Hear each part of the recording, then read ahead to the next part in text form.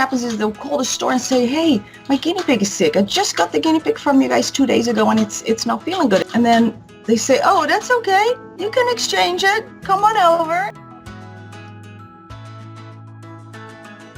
Hi, I'm Saskia, and I run Los Angeles Guinea Pig Rescue.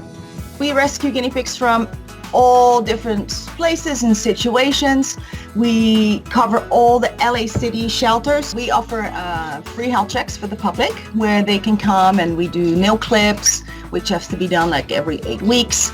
We just do a thorough check and to make sure that there's no like discharge in the nose, just like pretty obvious stuff, or at least for us. But it's a tremendous service that we're offering, and it is so popular. It's always very, very busy on a Saturday. There's almost a line out the door, which is just unheard of, that I go, gosh, who knew that guinea pigs were so popular?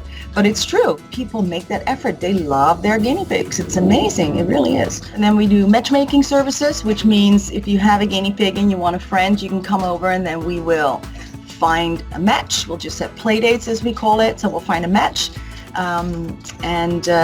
Adoption services also. There is so much unintentional neglect, and that's simply because the information is not out there, the proper care information. That is so important, and a lot of people just don't know how to really care for them. So, for instance, cage size. The cages need to be a lot bigger than what is being sold in the pet stores. That those cages are actually sold in pet stores, and that the pet store says it's totally fine. And I'm going to tell you why they say that actually as well.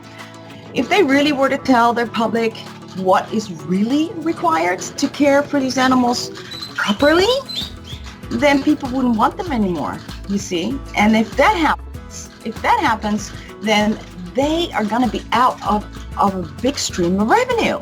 Because if people don't buy the guinea pigs because, they just feel that they don't have space for the cage, which is completely understandable. So yeah, then don't get the animal until you do have that space, right? I think, that what happens is that they miss out on that clientele. I mean, they don't make any money on selling the guinea pigs. They make money on the repeat business, of course. You're going to come back and buy the hay. You're going to come back and buy pellets and little treats and whatever else. So, and that is where their money is. So it is in their interest to get you to take the animal, and they're going to tell you whatever it is that you want to hear in order to make it a feasible, viable situation for you. So that's how people end up with these teeny little cages, and people come here and they see like how the guinea pigs live here and the cages that they live in, and they're like, my gosh, I had no idea. They told me it was totally fine at the pet store that I can have a cage like that. And that's just completely not the case. And it's very, very sad.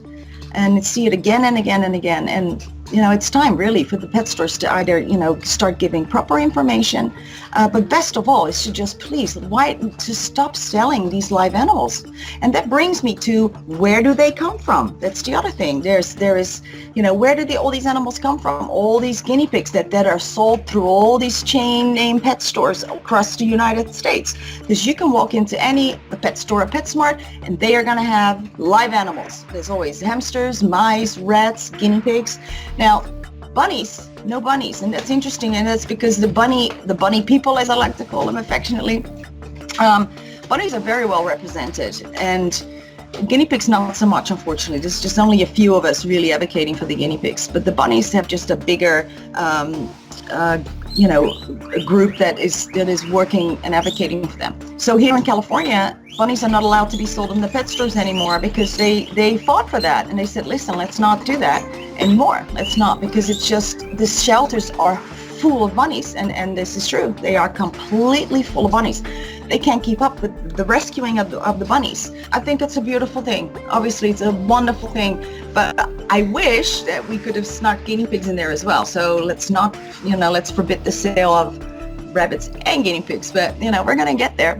Where do those animals come from that they sell in the pet stores? They come from these warehouses full of breeding animals. A manager from the store calls and says, hey, we need 5 guinea pigs here. And they just take the babies, scoop them up, and ship them off. So it's this huge kind of industry that's happening around this. And there's not a lot of people that are aware of that.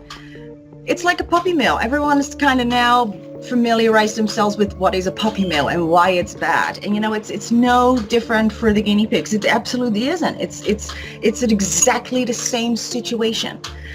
So if it's not okay for dogs, then why are we allowing this for those smaller animals, including guinea pigs? A lot of them are sick. That's the other thing. A lot of them are sick. So the pet stores will sell you sick guinea pigs. And I can say that because I know it. I've seen it. The times I've had someone come here and say, oh, I got a guinea pig at Petco or PetSmart, and it died 2 days later. And it's so sad. It is so, so sad. And the whole family is upset. Everyone is just heartbroken because they got so attached to the little one in the first 2 days. And then what happens is they'll call the store and say, hey, my guinea pig is sick. I just got the guinea pig from you guys 2 days ago and it's not feeling good. It's sick. And then they say, oh, that's okay. You can exchange it. Come on over. Totally discounting the fact that this is an animal that has a soul. It's a beautiful, lovely, innocent being and people have become attached. You can't just, it's not merchandise that you can just say, oh, it's broken, give me a new one, like here, I broke it, give me a new one. You can't do that with an animal. So, and that's something that, they'll take care of it if the animal is sick, but it's like, it shouldn't be sick in the first place, really. Shouldn't be selling sick animals. And unfortunately, that happens all the time. And then, at those big warehouses, those big places where they supply guinea pigs to the pet stores, if an animal gets sick, they're not going to take it for treatment. There's no way. They're not going to do that. If people really knew that and what's going on with that, I don't think we'd be so eager to be running to the pet store and buying the small animals there. So part of my mission is to spread that information out there because people just don't know. And, information and knowledge is power.